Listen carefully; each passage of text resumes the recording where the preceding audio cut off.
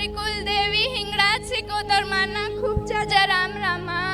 મારી લાડકવાઈ બહુચર મેલડી માના ખૂબ જાજા રામમાં. માં હું વડોદરાથી આવું છું. માં આજથી 3 મહિના પહેલાં મારે છે ને ઘરમાં પ્રોબ્લેમ થઈ હતી. તો એ વખતે હે ને માં અમારા લોકો આમ ગુસ્સામાં નીકળી ગયા હતા અહીંયા બારાજે આવવા માટે. તો એ વખતે માં મારે છે ને અમે લોકો રિક્ષામાં આપતા હતા.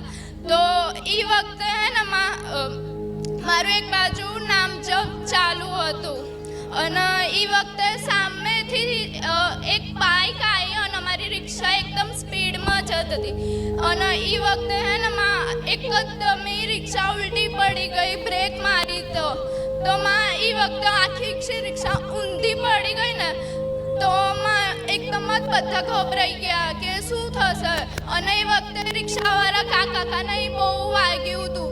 અને એ વખતે માં તારી દયા એવી માં કે એ વખતે નામ ચાલુ હતું, રિક્ષાવાળા કાકાને કઈ ના થયું, અમને લોકો તો એ ખરોચ પણ નહીં આવી.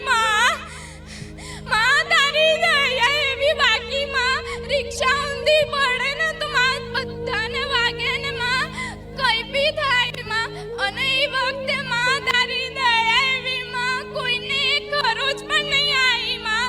અને રિક્ષાવાળા કાકાનો જે પણ ખર્ચો થયો ને માં તે તારી દયાથી બધું સોલ્ડ આઉટ પણ થઈ ગયું. અને માં એ વખતે માં તું ખર્ચો પણ આપ્યો કે માં તમે અમારી ભેળ્યું છો માં. તું એ રિક્ષા અમે જેવા રિક્ષામાં બેઠા ને બહાર જવા માટે એ વખતે માં તું એ બતાડ્યું કે મેલડી માનું રામ બતાડ્યું.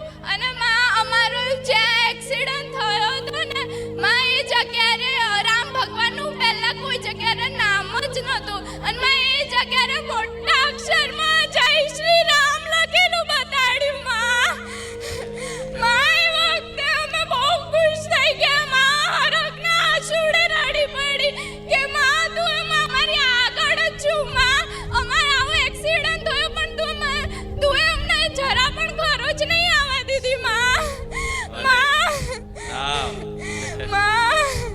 રામનું નામ એવું છે.